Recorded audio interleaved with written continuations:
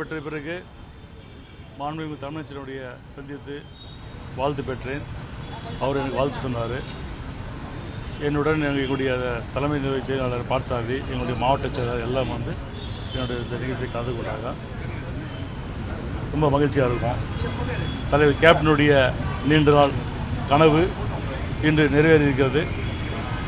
2026 தேமுதிகனுடைய வெற்றி பயணம் தொடர்கிறது. எங்கள் கூட்டணி அமோக வெற்றி பெற்று மீண்டும் தமிழகத்தினுடைய முதலமைச்சராக அண்ணன் ஸ்டாலின் அவர்கள் மீண்டும் பதவியேற்பார்.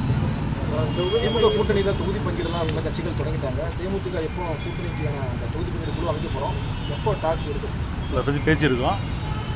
இருக்கின்ற கட்சி இப்போது விடுதலை சிறுத்தை கட்சி, மதிமுக, காங்கிரஸ் எல்லாம் பேசி முடித்த உடனே எங்களுடைய தேமுதிக வந்து ஒன்று 2 நாளில் கூப்பிட சொல்லியிருக்காங்க. என்ன எதிர்பார்ப்பு சொல்கிறாங்களா? இரட்டை இலக்கங்களில் தொகுதிகள் எதிர்பார்க்க ஒரு இத்தனை நாள் பொறுமையாக இருந்தீங்கல்ல, இன்னும் 2 நாள் பொறுமையாக இருங்க. கண்டிப்பாக எங்களுடைய கட்சியுடைய தொண்டர்கள், நிர்வாகிகள் ஆசைப்பட்ட எண்ணிக்கை கண்டிப்பாக எங்கள் தலைமை பெற்றுத்தரும்.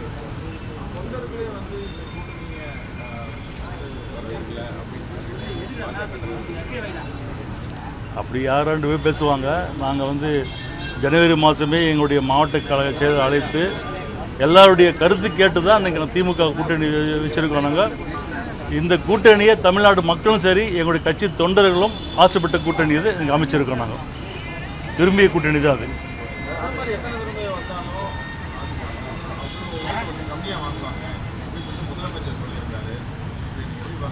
புரியல.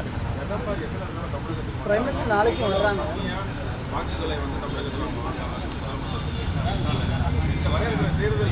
அதாவது பார்த்திங்கன்னா, பாரத பிரதமர் அவர்கள் தமிழ்நாட்டில் எலெக்ஷன்னாக்கா அதிகமாக தமிழ்நாட்டுக்கு வருவார். இது நம்ம பல வருடமாக பார்த்துட்டு இருக்கோம் நம்ம. ஆனால் இந்த முறை கண்டிப்பாக இந்த எலெக்ஷன் வந்து திமுகவுடைய வெற்றி தான் கண்டிப்பாக இருக்கும். திமுக கூட்டணி அமோக வெற்றி பெறும்.